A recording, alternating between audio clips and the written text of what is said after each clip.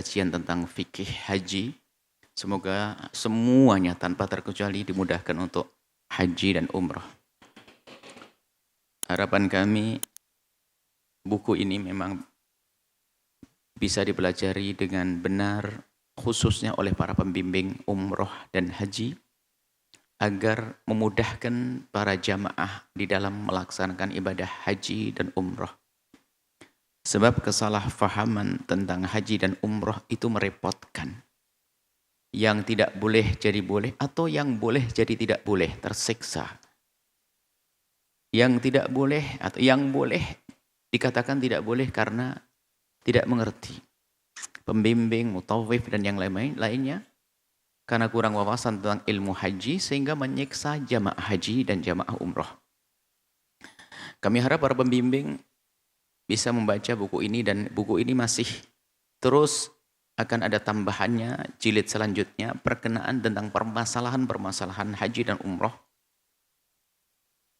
Dan sudah ada jilid selanjutnya mencakup tentang segala pertanyaan yang ada hubungannya dengan haji dan umrah.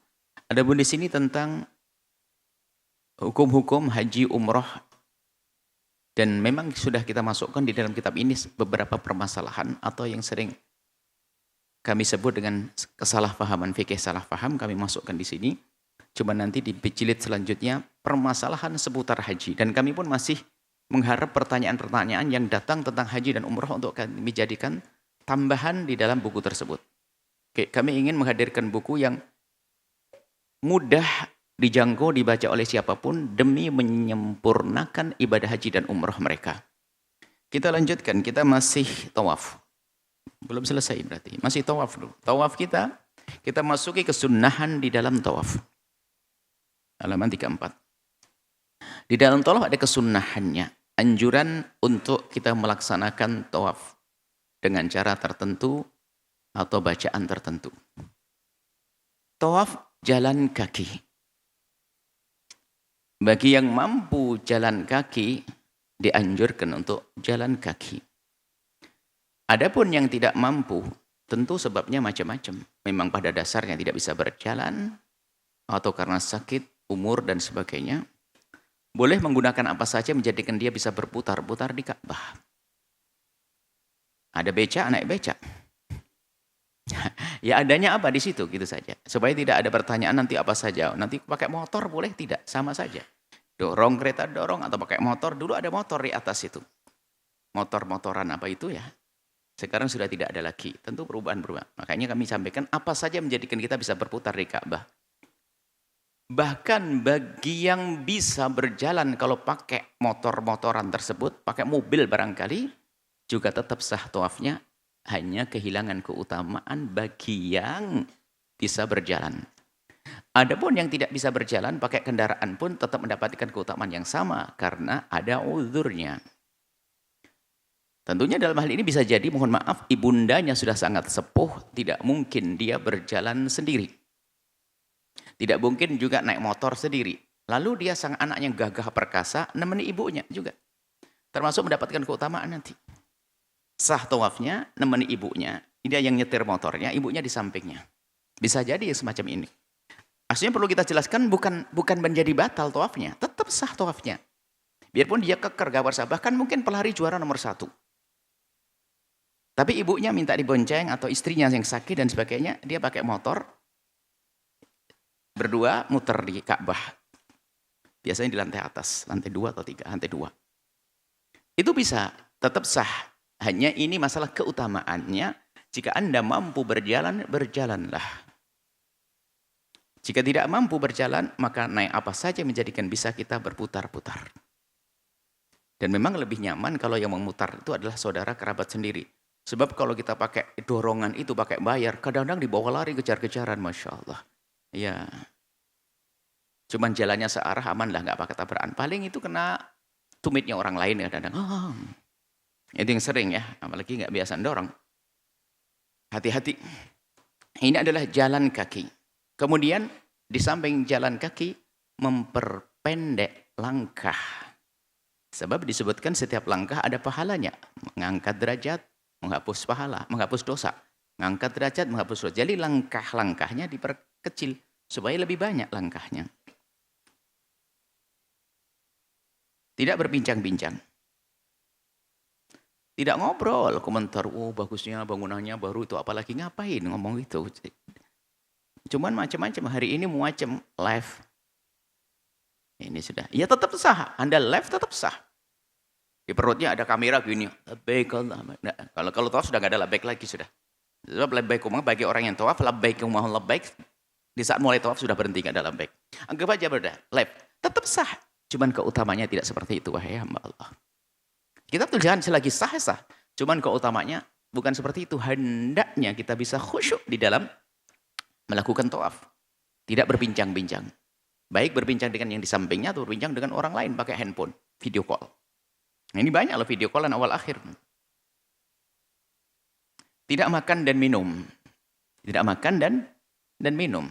Karena di dalam madhab kita itu tidak membatalkan. Memang seperti harus bersuci, iya. Tapi boleh berjalan. Makan minum ya. Sudah banyak meninggalkan kesunahan. Makannya sambil jalan, berdiri lagi, tawaf lagi. Kan gak elok banget. Cuman tetap sah. Harus paham ini ya. Kok rakus amat sih, nahan sedikit aja nggak bisa. Makan sambil ngemil, sambil jalan. Entar dah ngemilnya. Keutamanya jangan makan dan minum. Mungkin ada orang kehausan, sangat haus, bisa saja. Namanya manusia. Hanya ini masalah keutamaan sunnahnya agar tidak makan dan tidak minum. Kemudian dianjurkan mencium hajar aswad bagi yang mampu. Mencium hajar aswad bisa khususnya bagi laki-laki yang mampu, bagi perempuan pun yang mampu di saat Ka'bah lengang, tidak banyak orang, tidak berdesak-desaan, maka wanita boleh berusaha untuk mencium hajar aswad. Tapi kalau lagi desak-desaan, ibu yang solehah, malah tidak sunnah, Anda bisa malah melakukan dosa.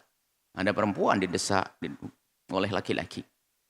Jadi harus punya ilmu masalah hajar aswad. Tidak perlu Anda membayar orang, 3 orang, 250 real untuk membuka jalan, lalu Anda bicara hajar aswad.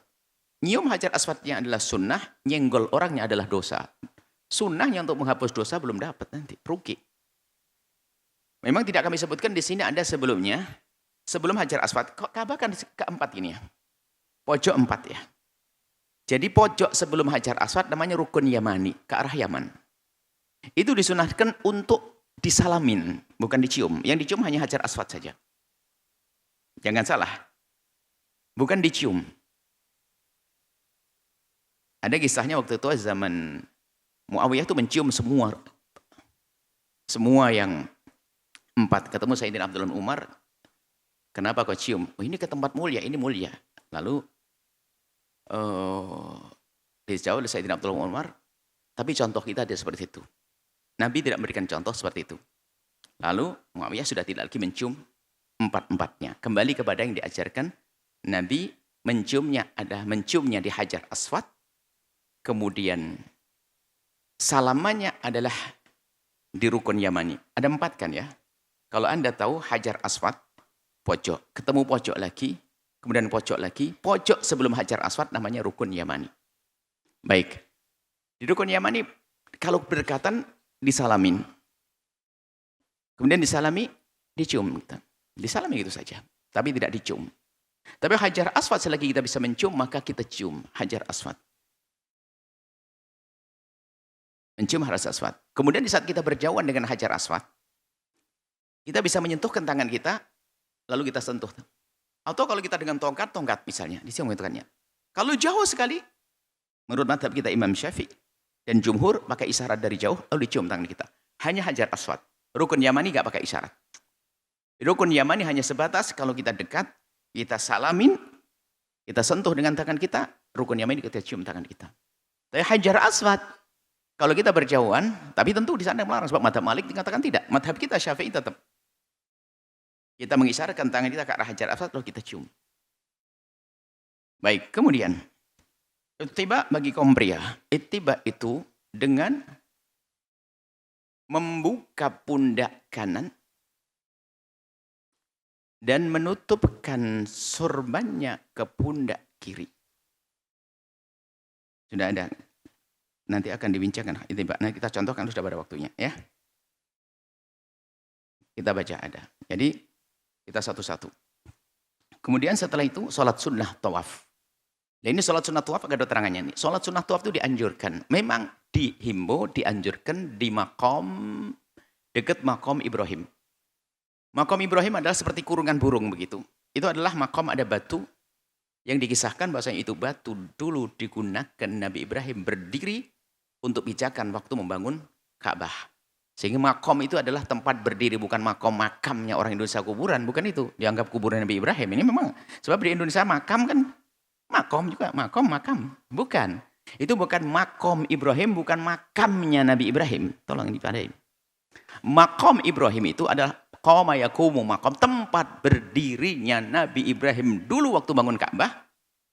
Itu makom ya. Mungkin selama ini makam Ibrahim, wah ada makamnya di situ. Ini. Jadi itu makom, tempat berdiri gitu. Lah kalau bisa memang sholat di situ, cuma susah hari ini. Bukan seperti pada zaman sahabat Nabi, lengang. Hari ini kalau kita sholat di situ langsung ketendang orang. Maka dari itu justru kami himbau di sini. Demi kemaslahatan semuanya, jangan sholat di situ karena itu membahayakan orang yang lewat. Kesandung Anda dia jatuh, Anda pun keinjek, bisa saja Anda tercidra. Ada memaksakan, ya ada aja orang memaksakan. Karena pembimbingnya yang nggak benar. Ada, kita sering kalau sudah lewat situ tuh kita sudah waspada. Ada orang rukuk sujud di situ. Nah, sujud kan ketahuan kita oh baik Allah. Kita lagi ngomong doa, bisa jatuh. Ini karena pembimbingnya jangan maksain pindah ke tempat yang lenggang. Semakin dekat tapi bagus. Tapi kalau bisa sudah cari tempat yang aman untuk bisa melakukan sholat sunnah 2 rakaat. Namanya sholat sunnah tawaf. Baik. Kita penjelasannya sebagai berikut. Jalan kaki disunahkan tawaf dengan berjalan kaki jika dalam keadaan tanpa udzur.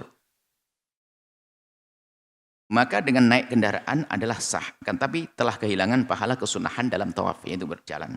Jika dalam keadaan udzur, naik kendaraan tidak mengurangi kesempurnaan pahala tawaf. Memperpendek langkah. Dalam tawaf disunahkan untuk memperpendek langkah. Hal ini dilakukan karena jika langkahnya semakin banyak, maka pahalanya pun semakin banyak. Disunahkan untuk tidak berbincang-bincang, walaupun yang demikian itu tidak membatalkan tawaf. Dianjurkan dalam tawaf untuk memperbanyak doa, zikir, sholawat, dan lainnya. Bukan live. Tidak makan dan minum. Sebab hari ini godaannya setiap tahun berbeda. Setiap tahun berbeda-beda. Tidak tahu tahun 2 tahun yang akan datang apa ya kira-kira ya. Gitu. Tidak makan dan minum. Disunahkan agar tidak makan dan minum saat tawaf. Walaupun yang demikian tidak membatalkan tawaf. Mencium hajar aswad. Digunakan untuk mencium hajar aswad. Jika tidak bisa mencium hajar aswad, maka cukup menyentuh tangan ke hajar aswad. Menyentuhkan tangan hajar aswad. Kemudian mencium tangannya atau menyentuh hajar aswad dengan tongkatnya. Jika jauh dari hajar aswad, maka cukup memberikan isyarat penghormatan dengan melambaikan tangan ke arah hajar aswad lalu menciumnya. Ini dalam mazhab kita Imam Syafi'i.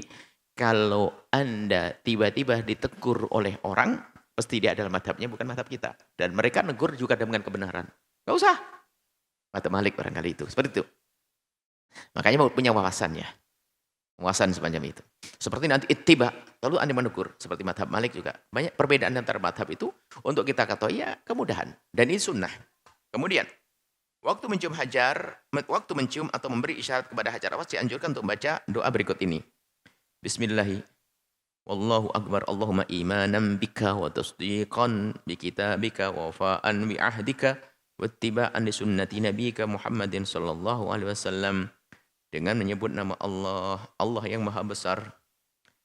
Ya Allah, ini semua kami lakukan karena keimanan kepadamu dan kepada kitabmu, dan karena menepati janji kami kepadamu, dan karena mengikuti sunnah nabimu, Nabi Muhammad SAW. Catatan. Disunnahkan mencium hajar aswad bagi kaum wanita dalam keadaan tempat tawaf lengang dan kosong. Jangan maksakan ibu yang solehah. Jangan menampakkan ketidakmengertian. Jangan dianggap dia solehah, hebat. Wah, untul-untul sendiri langsung tempat ini dipikir, wah solehah banget dia. Malah kasihan, ibu ini jarang ngaji kayaknya. Begitu loh. Malah nampakkan ketidakmengertiannya. Nah ini loh, harus paham. Jadi langsung tutup poin dan jadi nggak memaksakan diri seperti itu nggak punya ilmu dia. Bukan dianggap tambah soleh ya. Oh tambah solehah. Pengen mau cerita nanti kampungnya. Jika terjadi desak-desakan, maka tidak disunahkan. Bahkan bisa menjadi haram, sebab demi kemaslahatan kaum wanita itu sendiri. Oleh karena itu, diharapkan bagi para wanita saat keadaan ramai agar tidak memaksakan diri mendekat ke hajar aswad. Ya, tidak perlu mendekat ke hajar aswad. Ittiba. Ittiba adalah melingkarkan rida. Kalau bagi kaum pria saja, rida itu, kaum pria itu pakai izar sama rida. Izar adalah yang menutup pusat hingga lutut. Yang bawah, rida adalah baju bagian atas. Untuk menutup bagian badan, perut ke atas. Ittiba itu melingkarkan rida di atas pundak kiri ke bawah, ketiak. Melingkarkan rida di atas pundak kiri ke bawah. Melingkarkan rida di atas pundak kiri ke bawah ketiak tangan kanan. Sehingga terlihat pundak kiri tertutup dan pundak kanan terbuka. Jadi mungkin gambarannya seperti ini.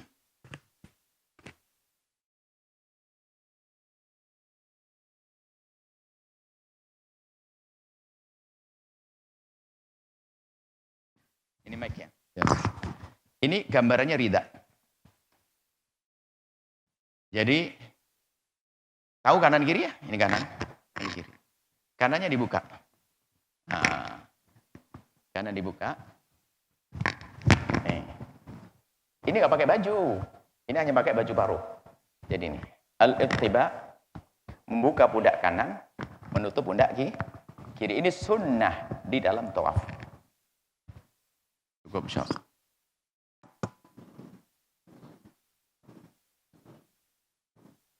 Bahkan itu nanti juga sunnah di dalam sa'i dalam madhab Syafi'i, cuma madhab lain mengatakan tidak seperti waktu Malik. Makanya nanti kalau waktu sa'i kita pakai ittiba pasti ada yang narik barangkali. Enggak sunnah. Urusan madhabmu, saya punya madhab sendiri. Gitu aja. Enggak usah bingung. Nah, ini ada, memang sering kita sudah beberapa kali diingatkan. Bahkan seolah-olah memang haram bagi sebagian. Seolah-olah. Padahal itu perbedaan pendapat di antara para imam.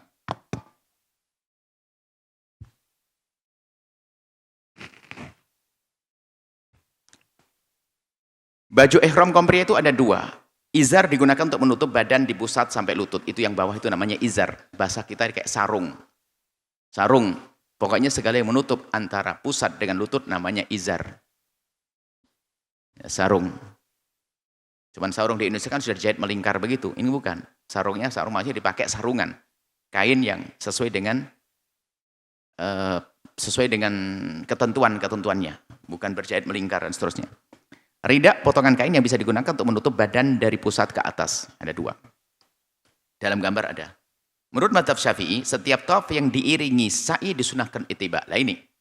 Setiap tawaf yang diiringi sa'i, maka itu disunahkan ittiba. Sebab nanti ada tawaf yang nggak pakai sa'i. Ada tawaf yang diiringi banyak nanti. Bisa jadi waktu haji dia datang, sudah tawaf kudum sama sa'inya. Nanti tawaf ifadah nggak pakai sa'i lagi. Kemudian, atau orang tawaf sunnah biasa melingkar.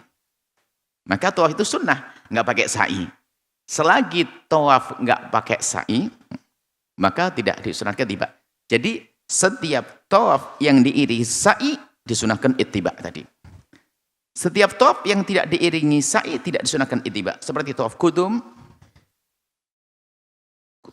yang tanpa sa'i. Sebab ada tawaf kudum yang pakai sa'i, karena dia mungkin sekalian, ada mungkin waktu dia umrah, jadi rukunnya sudah masuk tawaf pertama kali. Jadi tawaf kudum itu bisa saja, sudah dibahas pada pertanyaan lalu. Tawaf kudum itu kan bisa saja memang orang tawaf hanya untuk datang, bukan untuk amalan yang lainnya. Bukan untuk umrah atau haji. Ada tawaf kudum yang dibarengi dengan ibadah umroh. Sehingga Anda datang dari Indonesia ke Yalamlam, niat mikot. Kemudian setelah itu datang ke Ka'bah, tawaf. Itu tawaf rukun untuk umroh tapi sekaligus kudum. Jadi bahasa tawaf kudum itu kurang lebihnya seperti sholat tahiyatul masjid kalau kita masuk masjid. Jadi Anda kalau masuk masjid boleh mengkhususkan sholat tahiyatul masjid 2 rakaat. Atau Anda sholat qobliyah zuhur langsung sekaligus itu jadi tahiyatul masjid tanpa diniatkan tahiyatul masjid. Atau ini bisa dengan tawaf sholat sunnah yang lainnya Anda niat wudu sama tahiyatul masjid. Kurang lebih seperti itu. Tawaf kudum. Kemudian setelah itu sholat sunnah. Disunahkan sholat sunnah tawaf 2 rakaat. Tempat yang paling bagus untuk melakukan sholat sunnah tawaf adalah di dekat maqam Ibrahim. Makam Ibrahim adalah batu yang digunakan Nabi Ibrahim untuk berdiri waktu membangun Ka'bah. Saat ini makam Ibrahim berada di samping Ka'bah dan di sekelilingnya terdapat sangkar pengaman. Itu jika memungkinkan. Tetapi jika tidak memungkinkan maka tidak perlu memaksakan diri. Karena jika memaksakan diri saat keadaan sedang padat, dikhawatirkan akan mengganggu orang yang melaksanakan tawaf. Maka jika keadaannya seperti itu, pelaksana haji atau umrah bisa melakukan sholat sunnah tawaf di mana saja yang nyaman bagi diri dan orang lain. Catatan, setiap kita melaksanakan sholat disunahkan untuk bisa melihat Ka'bah. Ingat, kapan Anda di seputar Ka'bah? Kalau melakukan sholat disunahkan menghadap ke Ka'bah. Kembali kepada bab sholat. Selagi kita di luar Ka'bah, mata Anda biar tidak kemana-mana, tarik mata Anda ke tempat sujud.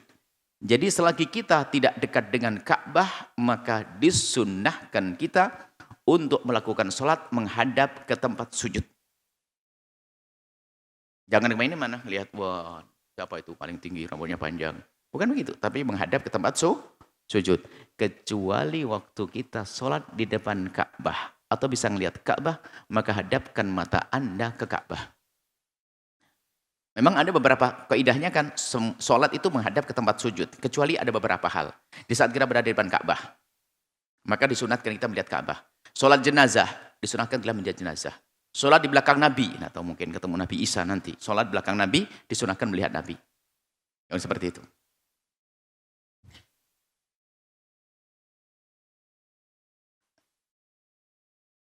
Di dalam membaca talbiyah, dalam umrah dimulai saat membaca talbiyah, dalam umrah dimulai saat ihram.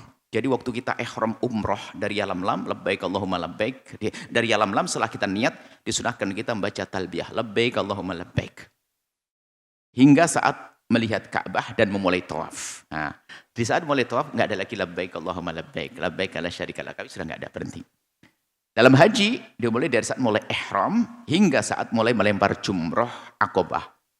Jadi setelah wukuf di Arafah, wukuf di Arafah masih dengan labbaik, dibarengi diselingin dengan doa yang lain, bacaan apa yang lainnya, tapi tetap dianjurkan untuk bertalbiyah. Sampai nanti, Anda bayangin, Anda wukuf di Arafah, kemudian Anda sampai malamnya nanti, menuju ke Musdalifah, lewat Musdalifah mengambil batu, kemudian Anda ke tempat melempar jumroh, Anda menuju ke jumroh Aqabah.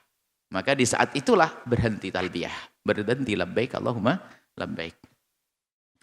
Kalau urusan amalan begini ini hampir susah untuk menghafal. Biarpun Ustadz kadang lupa. Kenapa? Hajinya belum tentu seumur hidup 3 kali, 4 kali. Kadang sekali dok. Makanya wajar perlu pembimbing, ngikut saja pembimbing biasa. Maka kami berharap pembimbing yang serius dong belajarnya, supaya benar, bukan diajarkan yang salah, ruwet nanti. Ada kaos kakinya sampai basah, masuk angin, nggak bisa dilepas katanya.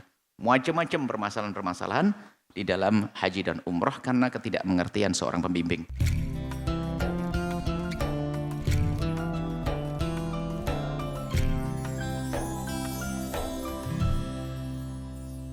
Sahabat Al-Bahjah TV, setelah menyaksikan video ini, jangan lupa bersolawat kepada baginda Nabi Muhammad.